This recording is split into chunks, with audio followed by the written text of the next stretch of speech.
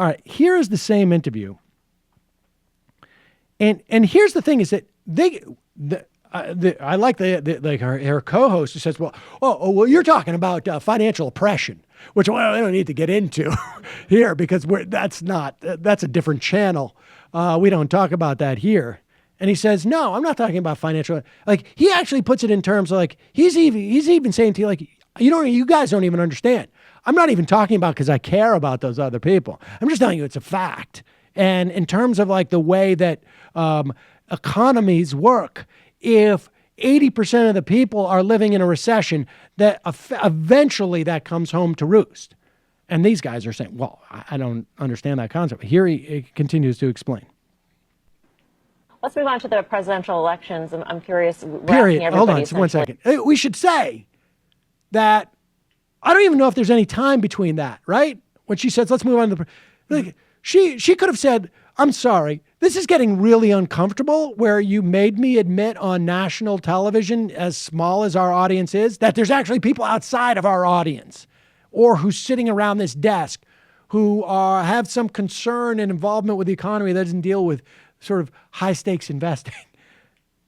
So let's move on to the presidential thing where I feel maybe less invested in this conversation and won't be as embarrassed. I'm curious, we're asking everybody essentially who you think the best candidate for the economy would be. Bernie Sanders. Without a doubt. Why is that? No question. Policies? Well, I think it's quite simple again. If you look at something called velocity of money, you guys know what that is, I presume. Mm-hmm. That means how much gets spent and turns around. When you have the top 1% getting money, they spend 5-10% of what they earn. When you have the lower end of the economy getting money, they spend 100 or 110% of what they earn. As you've had a transfer of wealth to the top and a transfer of income to the top, you have a shrinking consumer base, basically, and you have a shrinking velocity of money. Mm-hmm. Bernie is the only person out there who I think is talking at all about both fiscal stimulation and banking rules that will get the banks to begin to generate lending again as opposed to speculation. Okay. So from an economic point of view, it's straightforward. And then they ended the interview, of course, because it got very uncomfortable after all that. And, this is a concept that I think most people are familiar with. Nick Hanauer was on this program, I don't know, ages ago talking about this. And he basically said, look, even a rich guy buys one loaf of bread at a time. And the rest of the money sits and gets invested and is unproductive for society. And we see this dynamic across the board. We see it in why Social Security taxes capture less of the nation's income because it's capped at 100,000 or whatever, 118. And there are people who have so much money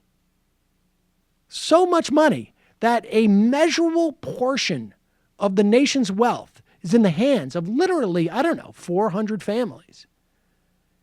And it is kept out of the system, so it does not get subject to wage taxes. And we are literally collecting 8 or 9%. I mean, think about how much money this is. 8 or 9% less than we have traditionally captured in the Social Security tax because of wealth inequality.